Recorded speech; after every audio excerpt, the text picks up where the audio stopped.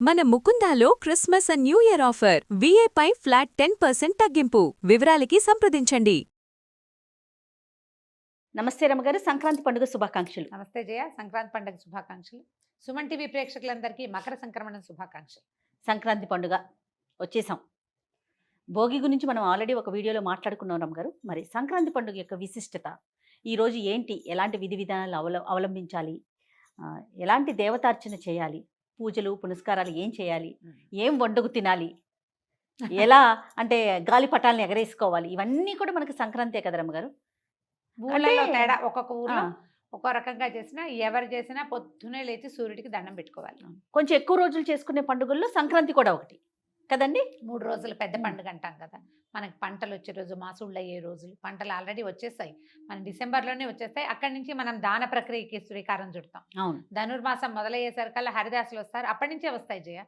December 10-14 తారీఖులకే ఇంచుమించు పంటలు ఇళ్ళకి చేరిపోతాయి అందరికి. పండుగ రోజుకి వస్తుందని చెప్పడానికి వీల్లేదు. అప్పటి నుంచి మొదలుపెట్టి మీరు ధాన్యం కాటా వేసుకోవటం, ఎవరికైనా అమ్మటం, ఏదైనా ఇదివరకైతే ఏం చేసేవాళ్ళు, ఇచ్చిపుచ్చుకునేది ఉండేది కదా. ఏమంటారు మన దాన్ని, బార్టర్ సిస్టమ్. నేను నీకు ధాన్యం కొలుస్తా, నువ్వు నాకు అది ఇవ్వు, ఇలాంటి వస్తు మార్పిడి. వస్తు మార్పిడి కాలంలో ఏం చేసేవాళ్ళు, ధాన్యం పోసి ఇంట్లో కావాల్సిన సరుకులు, సామాన్లు, బట్టలు, కొత్త బట్టలు కూడా రమ్మగారు, బట్టలు కూడా వస్తు మార్పిడిలో. అంటే చేనేత కార్మికులకి ధాన్యం ఇచ్చి బట్టలు తీసుకునేవాళ్ళు. ఓ, బట్టలు అంటే గుర్తొచ్చింది. సో నేను ఎలా ఉన్నాను, మీరైతే సూపర్ గా ఉన్నారు. సూపర్, అద్భుతం, మంచి కాంబినేషన్.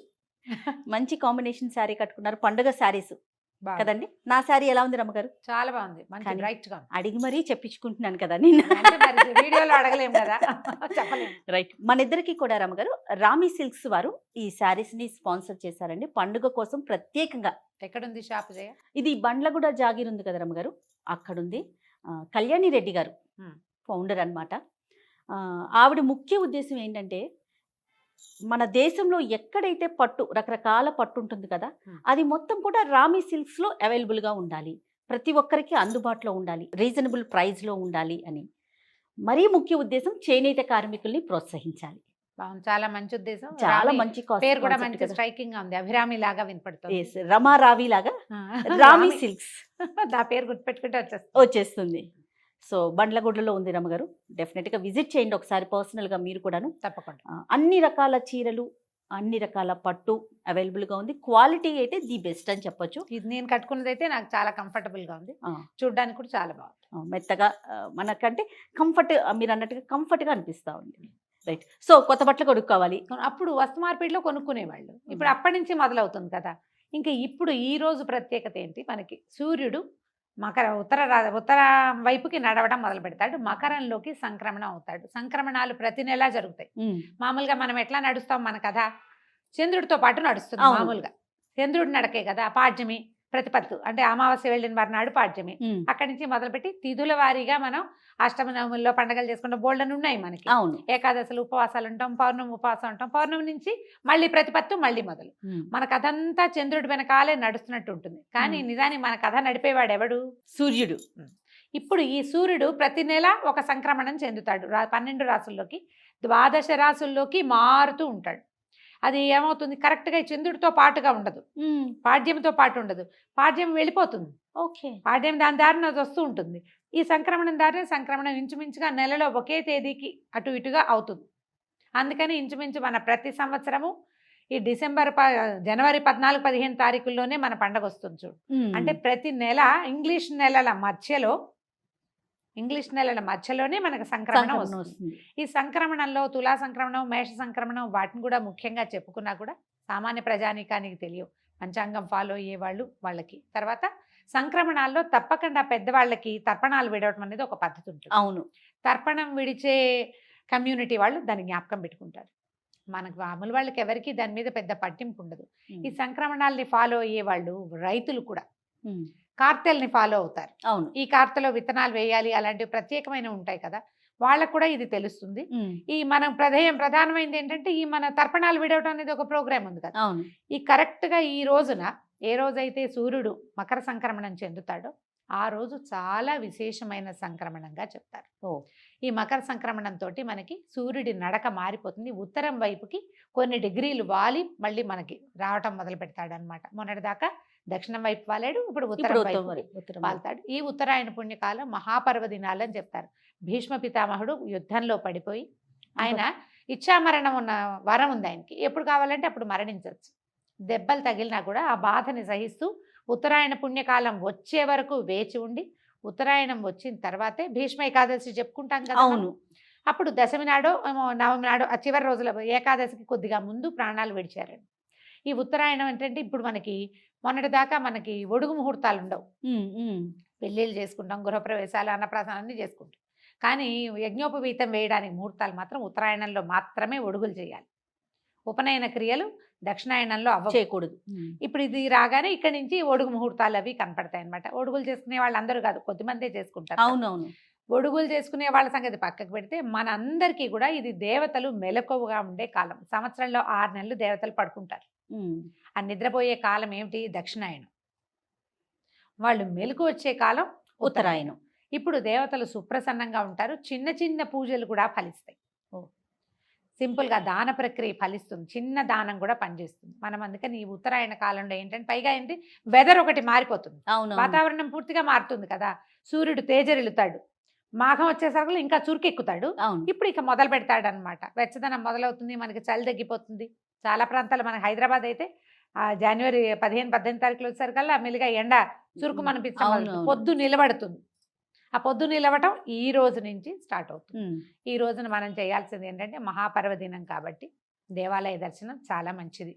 దేవాలయాలు హడావిడిగా ఉంటాయి. ఇంట్లో దీపారాధన. ఎలాంటి దేవాలయాలు రమ్మగారు? విష్ణువాలయాలు చాలా మంచివి చేయగలిగితే, శివాలయాలు, అమ్మవారి ఆలయాలు, వినాయకుడు, కుమారస్వామి, మన అందుబాటులో ఏదైనా ఒక దేవాలయం అనగానే ఫలానా దైవ సన్నిధి అనేది ఆ ముఖం ఉన్నవాడే మనని ఉద్ధరిస్తాడని భావించకూడదు. ఆ స్వరూపంలో ఉన్నటువంటి పరంజ్యోతి ఆయన మనకి అనుగ్రహిస్తాడు. మన ఇంటి దగ్గర ఏది ఉంటే అది, అవకాశం ఉంటే ఎక్కడికైనా వెళ్ళొచ్చు. అంతే. ఓ సంవత్సరం మేము ద్వారక వెళ్ళాం. మేమేమనుకున్నాం తెలుసా, నిజంగా ఇప్పుడు చెప్పాలనిపిస్తుంది నాకు. సంక్రాంతి పండుగ మనకి చాలా ఇంపార్టెంట్. అవును, తెలుగు వాళ్ళకి. పొంగల్ అని తమిళ నార్త్ ఇండియాలో ఏముంటుంది అనుకున్నాం మేము. ద్వారకలో ఏం ఉండదు అనుకున్నాం. ఉత్తరాయణ పుణ్యకాలం అట. అసలు ఎట్లా ఉన్నారంటే ముందు రోజు భోగినాడు 25 మంది ఉన్నారు ద్వారక దేవాలయంలో.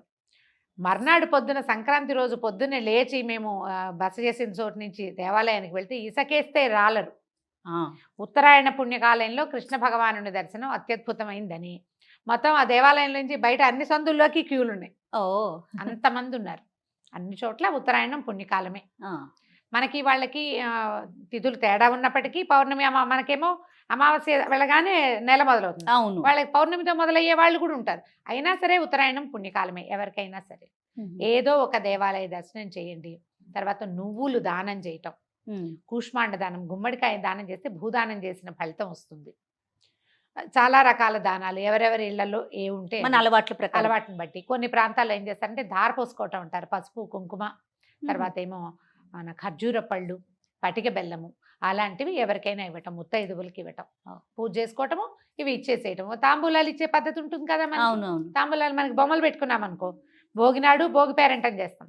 సంక్రాంతి పండగ రోజున విశేషమైన బొమ్మల పేరంటం చేస్తారు. పండగ రోజు పేరంటం చాలా మంచిది. ఇప్పుడు పేరంటం అనగానే ఏం చేస్తాం, ఊరికే హాయ్ అని పంపించాం. స్వీటు హార్ట్ కూడా పెట్టాం. స్వీట్ హార్ట్లు పెట్టేది కాదు, బొట్టు పసుపు ఇస్తాం. ఓకే, వాళ్ళకి తాంబూలం ఇవ్వటం. ఈ తాంబూలంలో ముఖ్యంగా పసుపు కుంకుమ, తర్వాత చిమ్మిరి, నువ్వుల లడ్డులు, మన జీడీలు చేస్తారు చూడు, నువ్వుల చిక్కి. ఇప్పుడు మామూలుగా అయితే నువ్వులు ఒకళ్ళ చేతి నుంచి ఒకళ్ళు తీసుకోకూడదు. అవును, దాన ప్రక్రియ కింద వస్తుంది, అది మంచిది కాదంటారు. కానీ తీపి పదార్థంగా దాన్ని టర్న్ చేసి మనం లడ్డూలో లేకపోతే ఏదైనా ఉండలో అలా చేసిస్తే వాటిని పంచిపెట్టుకోవచ్చు. ఎవరికైనా నువ్వులే దానం చేయగలిగి అవకాశం ఉంటే మంచిది. ఓకే, లేకపోయినా మనం ఇట్లా పేరెంటాల్లో ముత్తైదువులకి అలా పంచిపెట్టినా కూడా విశేషమైన ఫలితం లభిస్తుంది. నోరు తీపి చేసుకోవటం, ఈ నువ్వులు తర్వాత అందులో వేసేటువంటి బెల్లము, వీటన్నిట్లలో ఏంటంటే మనకి శరీరంలో ఉష్ణాన్ని పెంచే శక్తి ఉంటుంది వాటికి. నువ్వులు హీట్ కదా మనం చెప్పుకుంటాం. ఇప్పుడు తినాలి ఈ కాలంలో. చలి నుంచి బయటకు వచ్చేస్తాము, ఒంట్లో జీవశక్తి పెరుగుతుంది. తర్వాత కాలానికి మనం శరీరాన్ని తయారుగా ఉంచుకోవటం, అంతే కదా రమ్మగారు? అంతే, శరీరాన్ని తయారుగా ఉంచుకోవటము. ఇవి కాకుండా ఇంకా తర్పణాలు విడిచేవాళ్ళు, ఆ అలవాటు ఉన్న వాళ్ళు తర్పణాలు విడవటము, పెద్దలకి పెట్టుకోవటం అదొకటి అవునవును. చేస్తారు. సంక్రాంతి ఇప్పుడు పండుగ బాగా చేసుకుంటారు. పెట్టుకుంటారు. మనం సంవత్సరం అంతా చెయ్యలేని వాళ్ళు, తర్వాత ఏ రోజు మన పెద్దలు మరణించారో తిథి తెలియని వాళ్ళు, తెలిసినా కూడా పెట్టుకుంటారు. అవునవును. తిథులు తెలీదు, డేట్లే తెలుసు, వాళ్ళు కూడా మహాలయ పక్షాల్లో చేయలేకపోయిన వాళ్ళు ఈ రోజున పెద్దవాళ్ళకి పెట్టుకోవటం. ఈ సంక్రమణ కాలంలో ఏంటంటే పితృదేవతల ఆరాధనకి మంచిది, ఓకే. దైవారాధన మంచిది, సూర్యారాధన మంచిది. ఏమీ చేయము, చుట్టుపక్కల వాళ్ళందరితో స్నేహంగా ఉంటాం, అది కూడా మంచిది. అది మంచిది. ఆ, స్నేహాన్ని పెంచుకోవటం, దానికి సోషలైజ్ అవ్వడానికి కూడా ఇది ఒక మంచి అవకాశం. అవకాశం. ఎవరెవరి ఇళ్లలో ఎలాంటి పద్ధతులు ఉంటే అలాంటివి, ఇళ్ళ వాకిళ్లలో తోరణాలు కట్టుకోవటము, పిల్లలు కొత్త బట్టలు ధరింపజేయటం, ఎవరికైనా వస్త్రదానం చేయటం, కంబళ్ళు లాంటివి దానం ఇవ్వటం. పాత బట్ట మాత్రం ఇవ్వకుండా ఆ, కొత్త బట్టలు కొత్తవి. కొత్తది ఇస్తే మంచిది. ఓకే. ఇది పండుగ రోజు కాబట్టి కొత్తది ఇస్తే మనకి పుడుతుంది, ఇచ్చింది పుడుతుందని చెప్తారు శాస్త్రం. అది మనం ఎంత ఇస్తామో అంత అంత వస్తుంది. వస్తుంది మనకి. ఇచ్చేయాలి, ఇవ్వడం. ఇక రకరకాలు ఎవరెవరి ఊళ్ళలో, కొందరు ఊళ్ళలో ఏమో ఇవి చేస్తారు, మన కైట్స్ ఎగరేసుకోవడం, గాలిపటాలు గాలిపటాలు ఎగరేయడం, ఎగరేస్తారు. గాలిపటాలు ఎగరేస్తారు, స్నేహితుల్ని కలుస్తారు. కొత్త అల్లులకి మంచి బాగా పండగ. మంచి పండుగ, ఆ, పెద్ద అల్లుళ్ళు పండుగ. పెద్ద పండుగ కాబట్టి కొన్ని ప్రాంతాల్లో ఈ కోడి పందాలు అవి వ్యవహారాలు చాలా నడుస్తాయి కదా. అవునవును. కోడి పందాలు నడుస్తాయి, ఎడ్ల పందాలు వేస్తారు, గొర్రె పొట్టేళ్లతోటి పందాలు వేసుకుంటారు. ఈ రోజున సెలవులు ఇస్తారు అందరి ఇళ్లలో, అందరి పని వాళ్ళకి సెలవులే.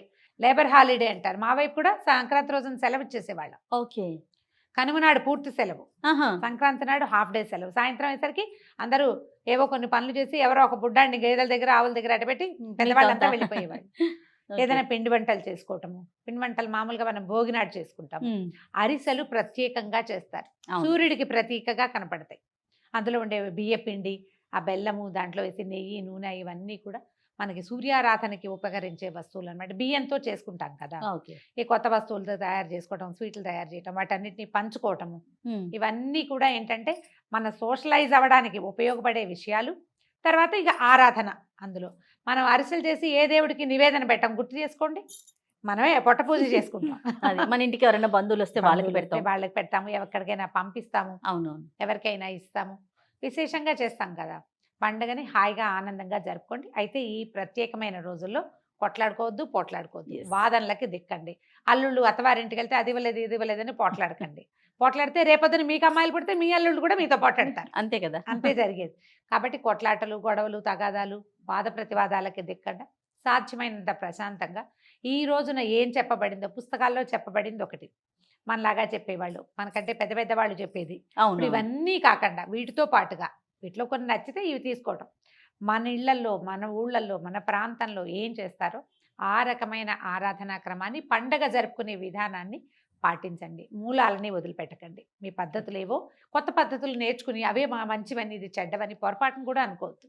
మన తాత మామ ముందు వాళ్ళు ఏం చేశారో అది మనం తప్పకుండా చేయాలి. మన మూలాన్ని మనం గౌరవించి ఆ విధానాలను కూడా పాటిస్తూ అవే కదా మనం భావితరాలకి ఇచ్చేది. రమ్మగారు. అంతే కదా. మన సంస్కృతిని మనం ఎట్లా ఇస్తాం, ఎవరిదో దాన్ని మనం యాడ్ చేసుకోకూడదు. Yes. యాడ్ చేసుకోవచ్చు కానీ యాప్ట్ చేసుకోకూడదు. అవి తీసేసుకుని ఇవి వదిలిపెట్టకూడదు. Yes. అవి వదలకుండా మీ పద్ధతుల ప్రకారం పండుగను చక్కగా జరుపుకోండి. రైట్ రామ్ గారు, మరొకసారి సంక్రాంతి శుభాకాంక్షలు అండి. సంక్రాంతి శుభాకాంక్షలు చేయాలి.